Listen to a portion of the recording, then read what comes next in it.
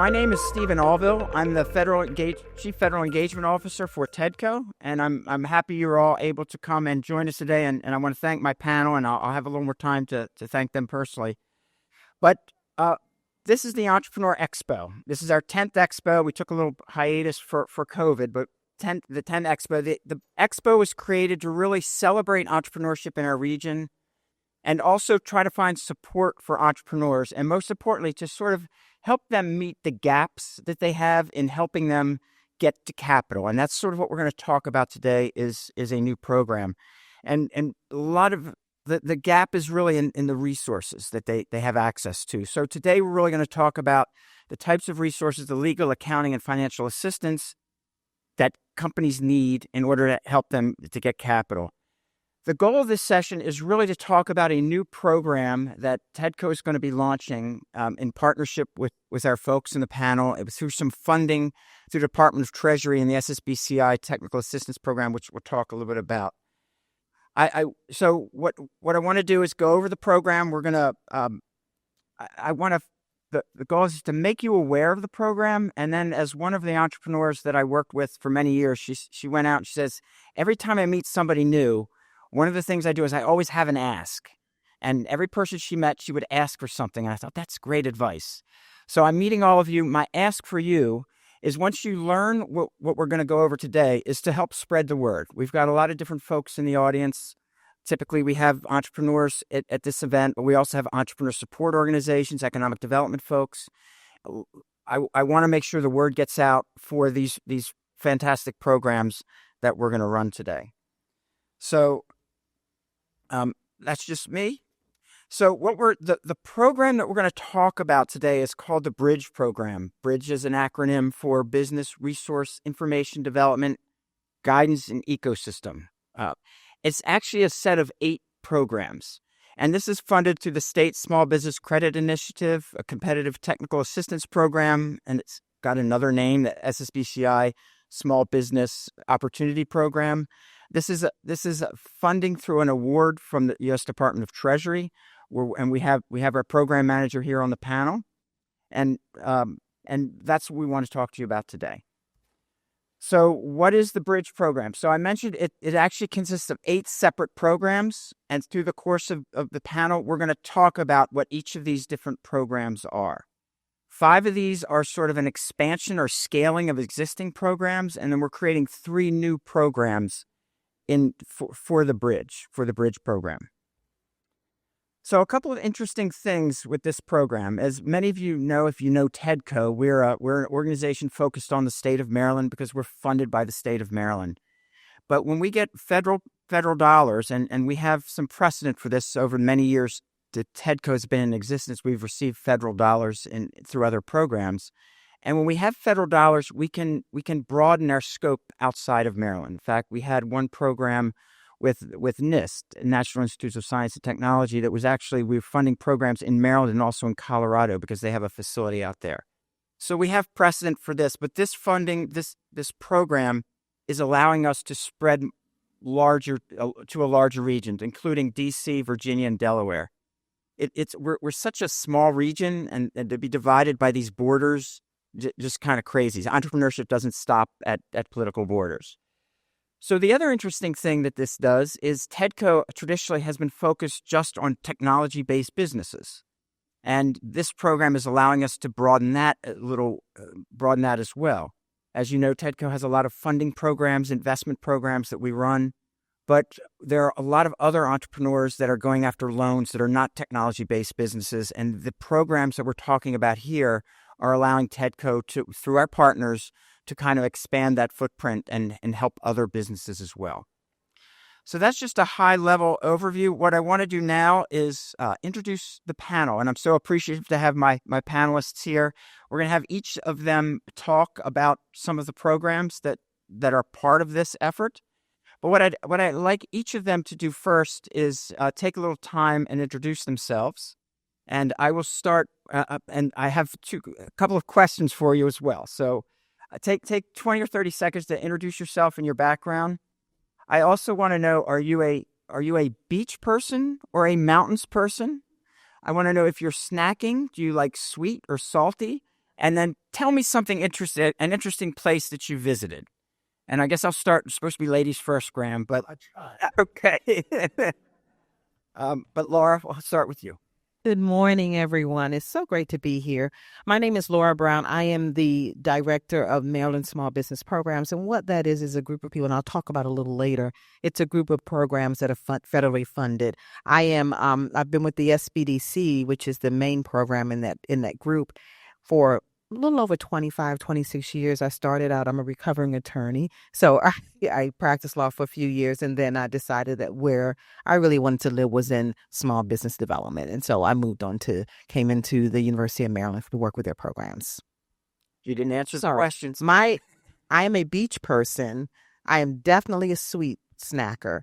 And I just returned from a trip to South Korea about 2 weeks ago. So for now, that's the most interesting travel for me. You didn't stir up any trouble over there before you left, did you? Martial law was in right after you left. Yeah. All right. Hi, everybody. I'm Lillian Lowry. I work with the United States Treasury Department, and I work in the State Small Business Credit Initiative, and I'm their grants manager.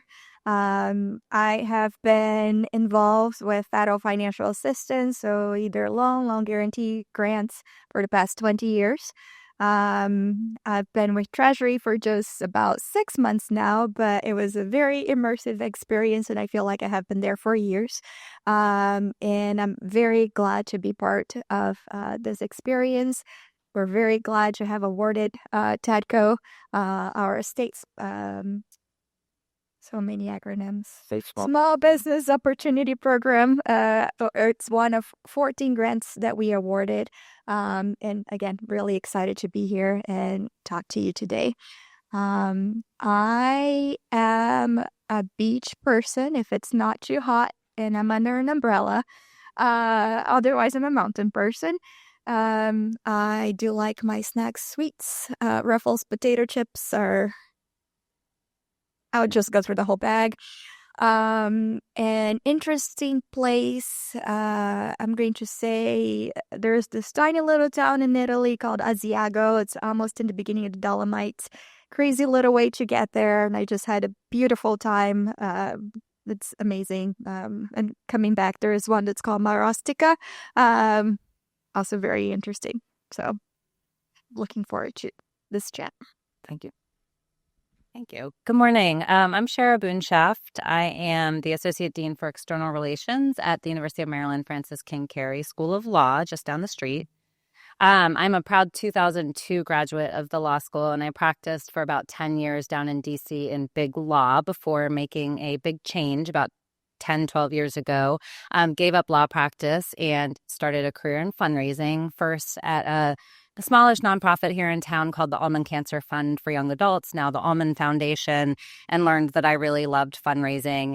And it's what drew me to that career, which was really to create a career that was driven by people and relationships, which I wasn't finding in my legal career. Not because you can't, but it just wasn't there for me.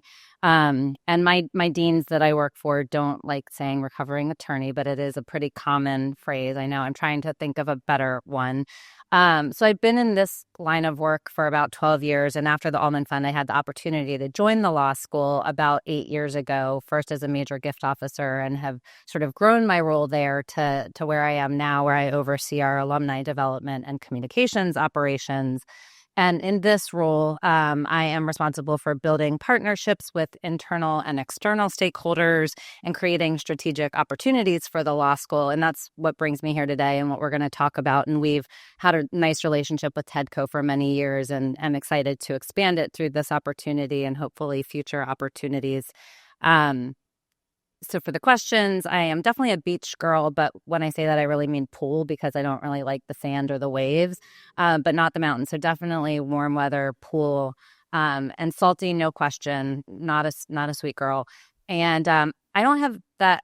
I can't think of a really interesting place I've traveled recently, which means I probably haven't taken enough time off. But a fun place I've been to recently is Charleston, South Carolina. It's becoming a favorite destination. It's easy to get to from here. I have a couple of friends down there. I recommend anyone looking for an easy weekend trip, hop on a plane, get down to Charleston and have some fun and enjoy the warm weather and the beach/pool.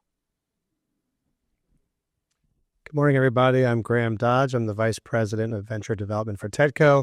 I have 5 kids. I'm always at various stages of losing my voice and gaining it back, so I apologize. Prior to TEDCO, I was a small business owner myself, as well as a tech entrepreneur. So I've really seen the difference in resources and availability of those resources from a small business owner perspective versus a tech entrepreneur perspective who's raising dilutive capital. And then I've also been an ecosystem builder as a volunteer through the Kauffman Foundation's 1 Million Cups program in Carroll County, working closely with the SBDC out there as well for that program. In terms of the questions, I probably would say mountains. I've climbed 46 of the high peaks in the Adirondacks in New York State, and salty snacks probably would be my preference. And the most interesting place I've been would be Reykjavik in the Blue Lagoon, which is now under lava, as I understand it. So I don't know how much longer the Blue Lagoon's going to be around. So that'll be my most interesting place for a while, I'm sure. Very good. So if nothing else, you got some new vacation ideas out of this panel, right? So before we get started in the specific 8 programs that are going to be funded under the Bridge umbrella, I thought it'd be great to have Lillian speak a little bit, kind of give some background about what the source of the funding is and what Treasury's just trying to accomplish with this program. Of course. For the folks out back, we do have 6 seats up front. If you want to make your way, feel free to do so. You don't have to. All right. So I'm going to just get a feel for the audience here so I don't bore you with too many details or I withhold information that you might need. Who here is a small business owner? All right. Who here provides services to small businesses? Okay. Who here is not a small business owner yet, but wants to formally be one? All right. And if you haven't raised your hand, please raise your hand and just tell me a little bit why you're here.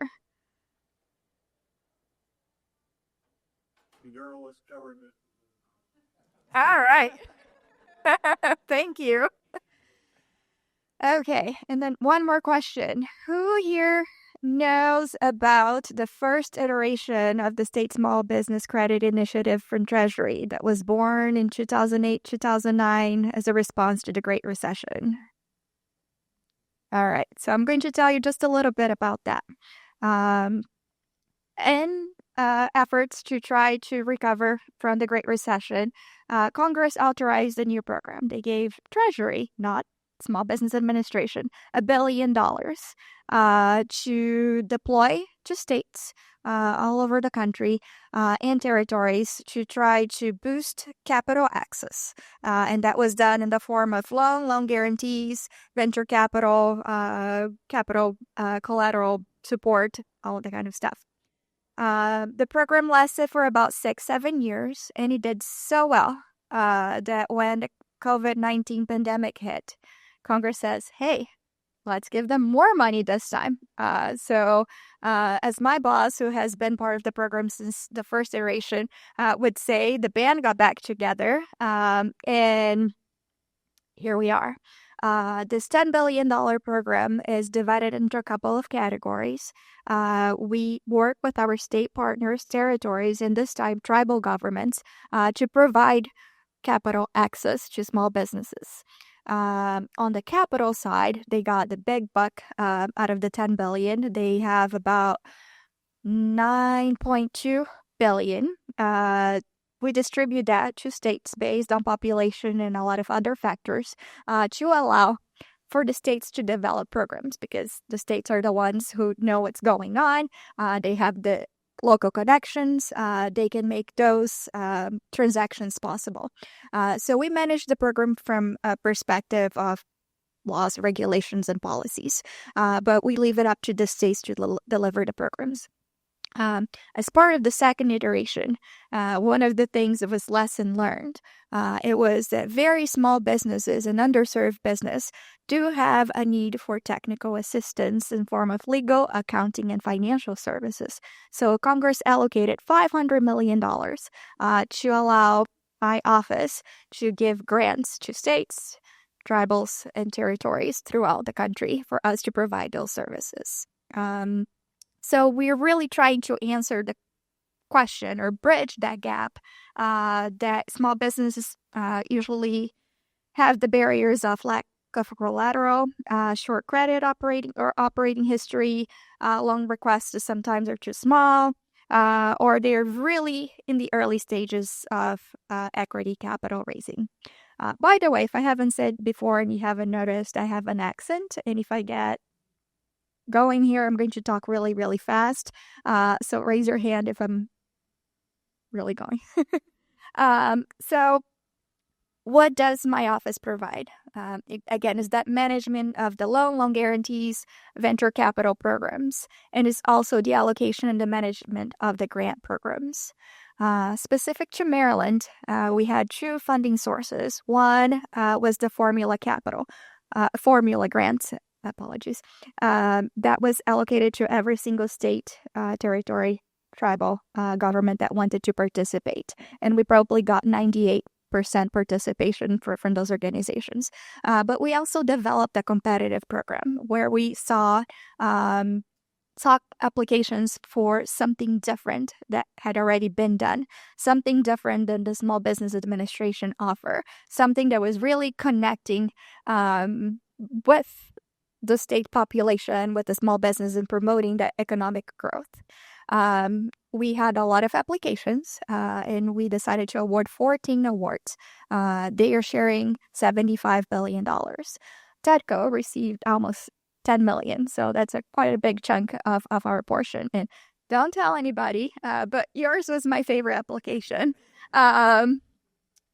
It's really fostering that partnership with the University of Maryland, with the SBDC network, and with the local regional partnership with the other states in the Mid-Atlantic area. So we're really excited to be here and to partner with TEDCO for the formation of the Bridge program.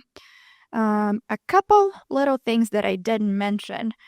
So to qualify for our services, again, we just managed the big program. So TEDCO would be your resource for the actual services. But to qualify, you have to be a very small business, which is a business that has less than 10 employees, or an underserved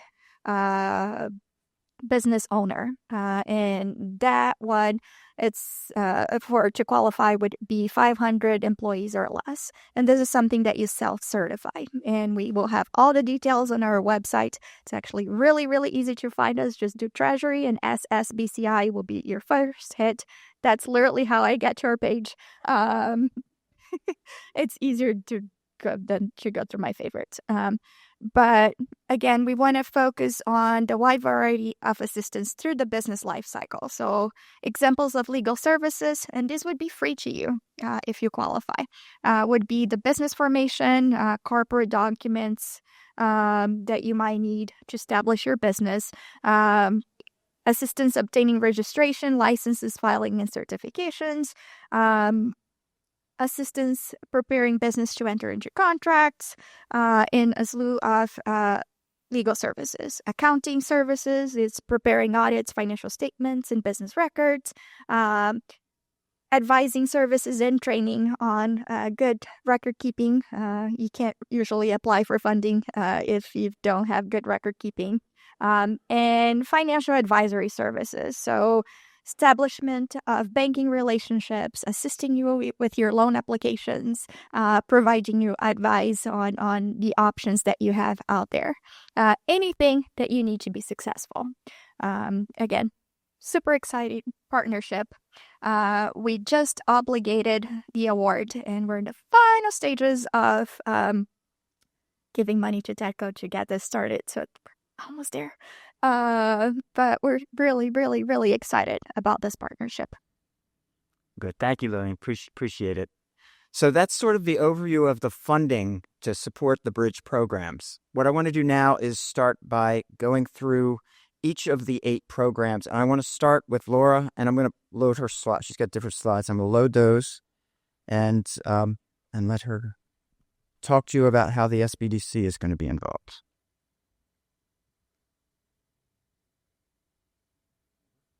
Okay, great. Thank you, Steve.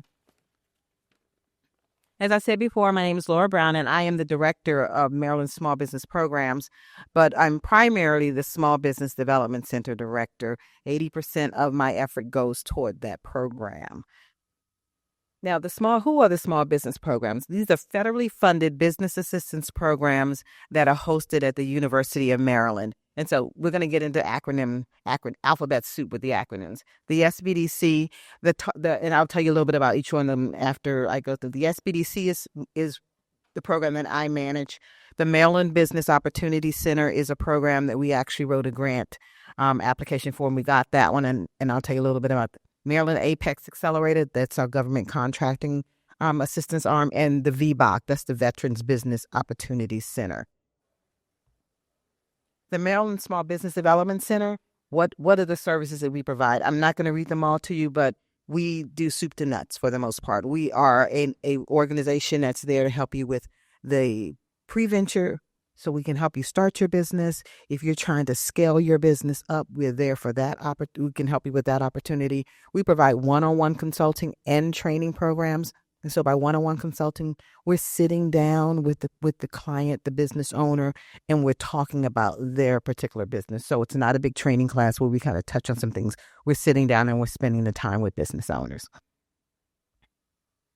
The MBOC program is one that we actually applied to. It's a congressionally funded program, and we applied for that one because we saw after the PPP loan and the EIDL loan process, we noticed that a number of underserved communities were not able to take advantage of that funding.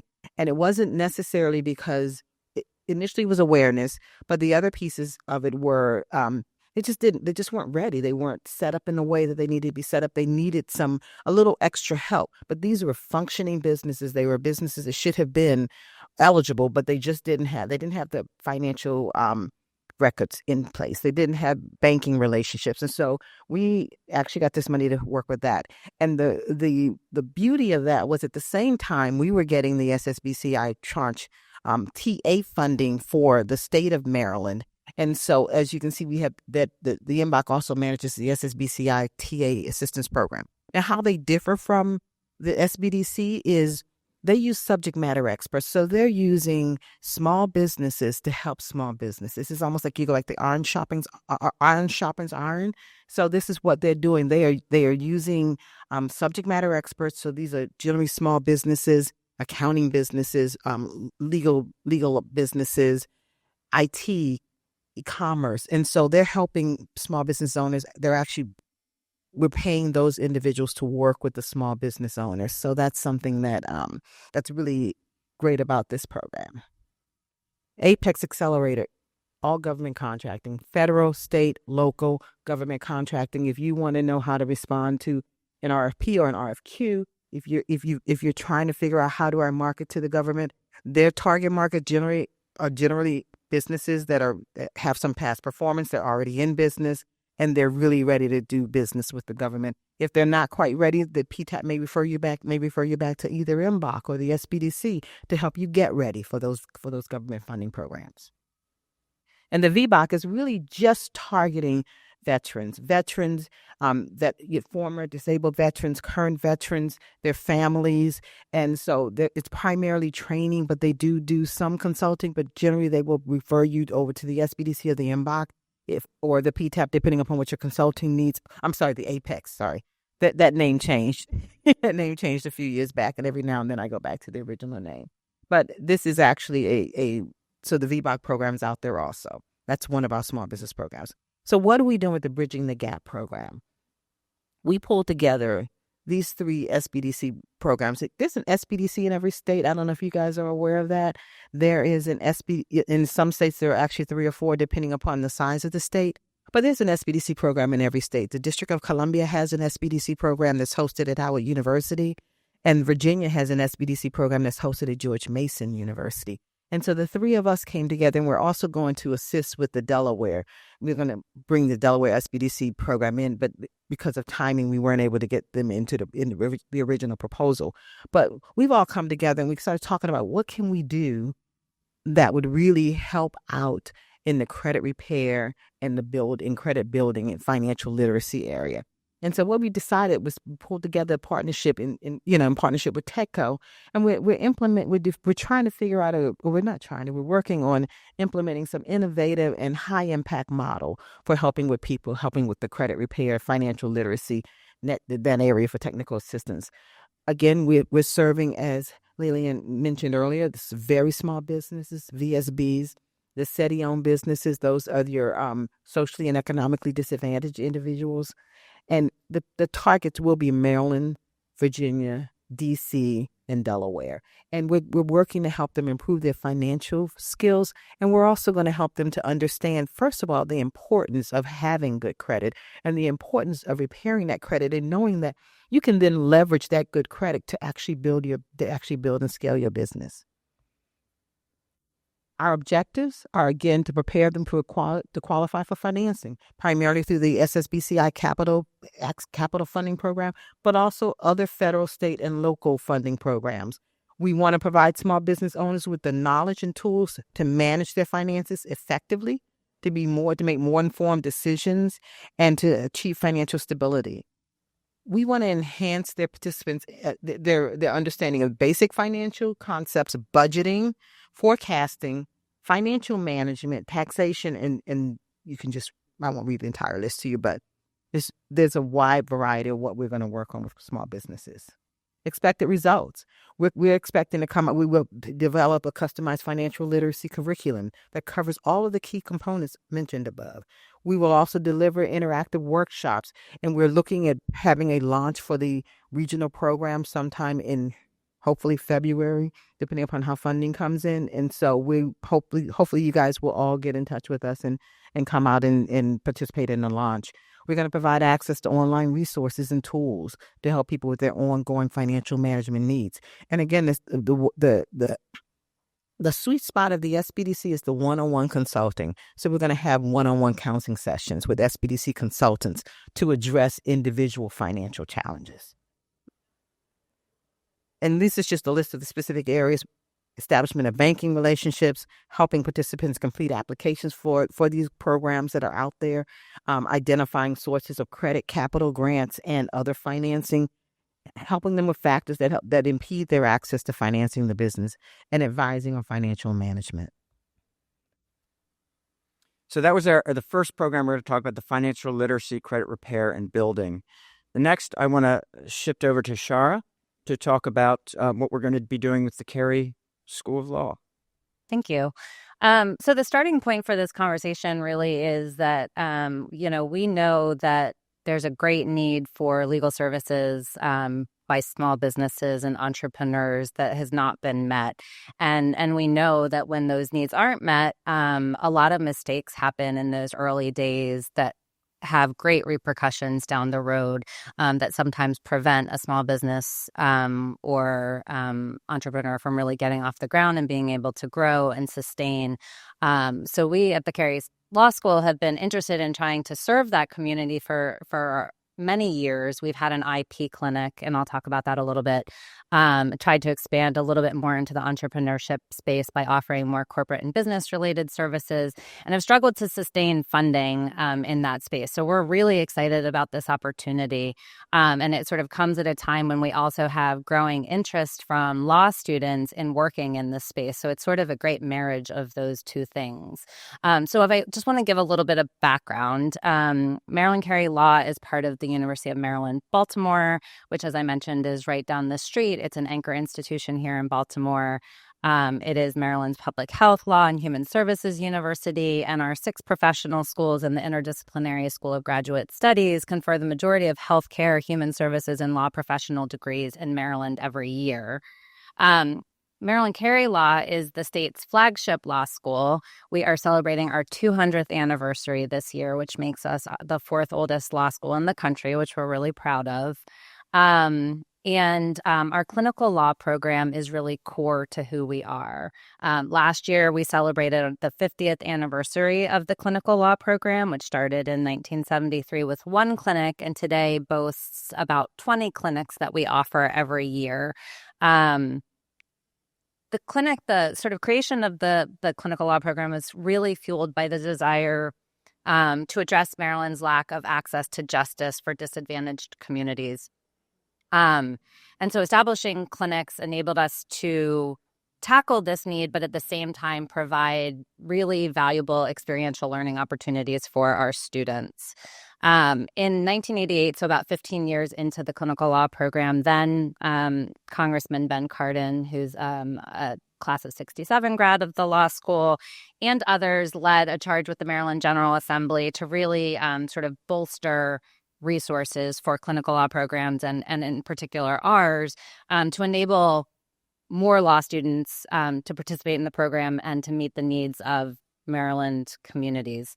So today we have something known as the Cardin requirement, which means that all full-time day students are not only able to, but required to take a clinic before they graduate. And that distinguishes us from a lot of law schools around the country. And so now we currently have, like I said, approximately 20 clinics that we offer every year. We've got about 20 faculty and staff who are supervising about 150 students every year and offering about 75,000 hours of free legal services to Marylanders every year. So the other sort of benefit of, in addition to serving clients in need, is to train a generation of new lawyers who have the skills to deliver legal services to these types of communities and navigate the different, in particular with these kinds of, with IP and business, navigate various challenges of setting up and running businesses. And like I said, we're seeing more and more interest all the time from students trying to gain those skills. So on top of our clinical law program, we have a thriving business law and intellectual property law programs at the law school. They combine academics, experiential learning, and professional development. Just this past year, we had 31 students graduate on our business law track. It just continues to grow and grow, as I mentioned. And we currently, out of our 20 clinical law offerings, unfortunately, really only have one that is offering transactional skill development, and that is our IP and entrepreneurship clinic, which we call IPEC. IPEC does work with tech startup companies and local small businesses, many of which sort of overlap with the kind of small businesses that we're talking about here, very small businesses and with owners who are socially and economically disadvantaged individuals, minority-owned businesses, women-owned businesses, folks who are located in rural areas across the state. But as I mentioned, we've had a challenge sustaining funding for the business aspect of our IP and entrepreneurship clinic, and have been talking to TEDCO for several years about how to build capacity in this space, because everyone we talk to, whether it's TEDCO or any of the county economic development groups or other accelerator programs, talk about the dearth of legal services. And as I mentioned, when those needs aren't met, mistakes are made that can create problems that are long-lasting and can have long-lasting impact. So we're really excited about the opportunity to be part of this partnership and to build out legal services in this ecosystem, because there has been such a big gap. So what we're excited to do is to use the funding under this SSBCI grant to launch a small business clinic at the law school.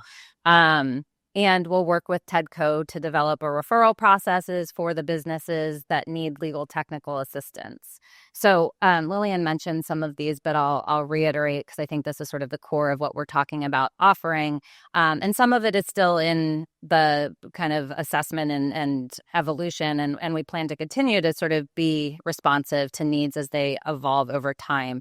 But some of the services that we anticipate the small business clinic being able to offer include corporate formation and compliance counseling, tax exemption advocacy and other tax-related advice, business plan development, assistance with contracts, licenses, and permits, drafting bylaws and other governance agreements, employment counseling, providing counsels to board and staff about their legal duties and best practices, and drafting and reviewing leases or other contracts. But as I said, I think we want to be adaptable and flexible and sort of see what the needs are as the partnership develops. So our plan is, as soon as the ink is dry on the final agreement, which Lillian assures us will happen soon, we have a sort of a posting ready to go to hire a new clinical instructor who will run that clinic for us.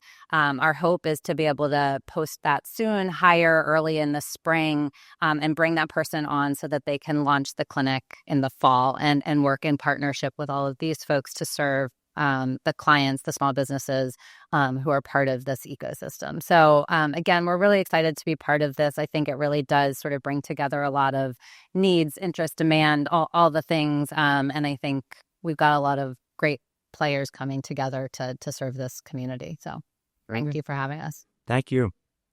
All right, so now let's move to Graham to talk about three sort of existing programs that will be scaled under the Bridge program. Thank you, Stephen. Yes, so starting with the Institute for Women Entrepreneur Excellence. This is an existing institute already through TEDCO. It's an independent affiliate of TEDCO's run by Linda Singh, who some of you may know. She was also the interim CEO for TEDCO at one point. Really primarily serving as an advisory service and mentorship service for female entrepreneurs, whether, female, in terms of the statistics around female entrepreneurs being sort of underserved, certainly there's just, systemic sexism that they're up against. And of course, there's also, the primary caregiver role that many women play, whether for their aging parents or for kids. And it makes that, starting a business that much harder and sustaining a business. So that institute is really geared towards helping those female entrepreneurs and small business owners. And so as an extension of the Bridge program, this would be opened up, of course, and expanded to include many of the small businesses that would be outside of TEDCO's purview, normally as primarily a life sciences and technology support organization. And then we have our Rural and Urban Business Innovation Initiative program, or as we call the Ruby program, which is really geared towards, historically been geared towards technology, Maryland-based technology companies in rural and urban ecosystems, and specifically for socially economically disadvantaged individuals. So this will also be expanded to include those support services, which includes mentorship, programming, and support, one-on-one support, embedded in those ecosystems with other mentors and entrepreneurs who have been there and done that, so to speak. And providing those sort of tailored services based on the needs of those entrepreneurs in those ecosystems. That includes also exposure to our Rural Pre-Seed program, which is a funding mechanism through TEDCO, where we can invest, we can help support a project for $10,000 if you have a specific project need, and then we help you with an RFP process to find vendors for that project. And then TEDCO pays for that. And then there's also our pre-seed program, which is actual dilutive capital that can be invested in those technology companies specifically. But this would provide exposure to these programs through this Bridge program, which of course also extends outside the state of Maryland now. And then our Loan Executive program. I learned through my experience as an entrepreneur and small business owner that there's always a lot of talk about your net worth being a result of your success as an entrepreneur, but really I've learned it's your network that's really your net worth. And in this case, TEDCO has that network. We have over 115 network advisors in our Loan Executive program who are all experts in various aspects of financial technical assistance. And in this particular case, we'll be expanding that program to make these people available to the small businesses who are not just technology or life sciences companies, but also tailored to the needs of that business. So if you're a small business, restaurant owner, we have somebody in our 115, mentors and advisors who can help you who've had that kind of experience themselves. So this will all be afforded for those small businesses through this bridge program in TEDCO, and affords, I think it's about 30 hours or so of embedded executive, fractional executive experience through that program. So I mentioned two things. I mentioned network advisors and loan executives. That's because our network advisors powers our loan executive program. So we have, again, it's like 150 network advisors. They are available through TEDCO through pro bono services, but then it's the loan executive program where we actually embed them with your business and provide you that assistance, whether it's financial, technical, or what have you.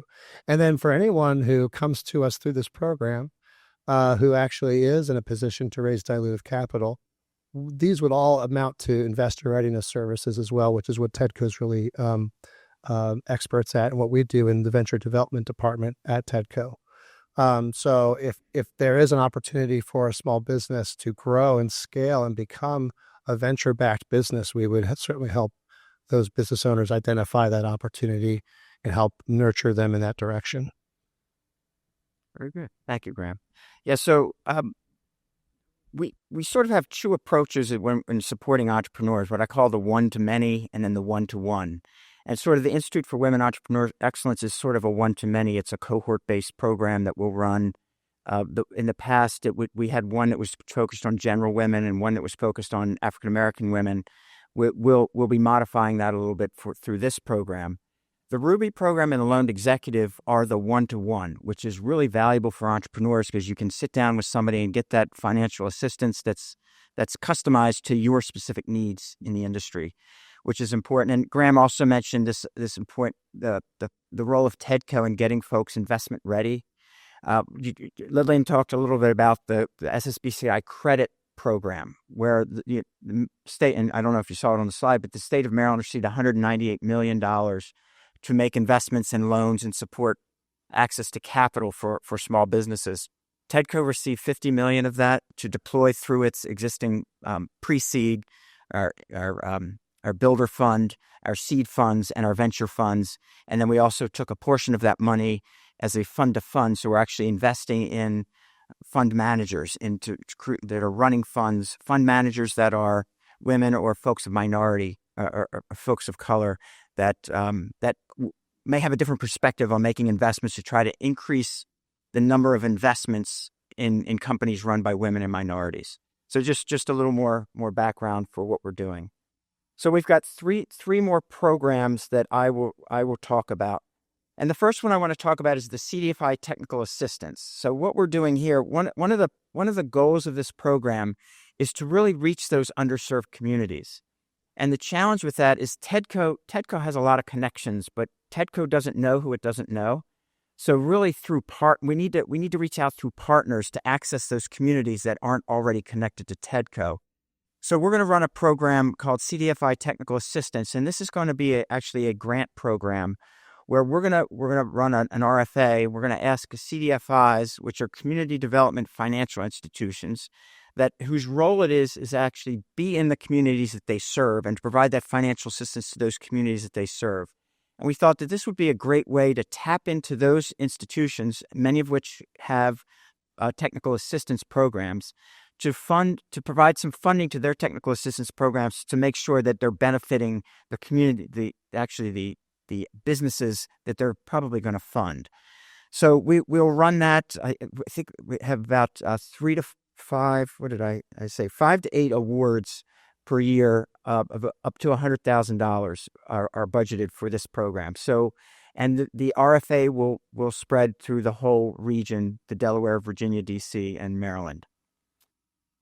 The next program is called the Back Office in a Box, and this was sort of the brainchild of our CEO. And he says entrepreneurs, they get so busy developing their products and focused on raising money that they forget about all the accounting and the back office support that they need to actually run their business. So this will be another program that will have an RFA. We'll make 3 to 5 awards up to $100,000 a year to support organizations that can provide the accounting and other back office kind of assistance that companies need to run their businesses.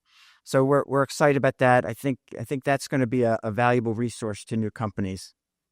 And then finally, the Bridge Proposal Lab, our last of the 8 programs under Bridge. So for the past number of years, we have been running an SBIR proposal lab focused on and awarded through an SBA FAST grant. And through that program, we run that cohort once a year, really focused on how do you train entrepreneurs to write that first SBIR grant. The SBIR is a great program. It's coined America's Seed Fund. It's non-dilutive capital that you can get access to. It's really focused on research, product development.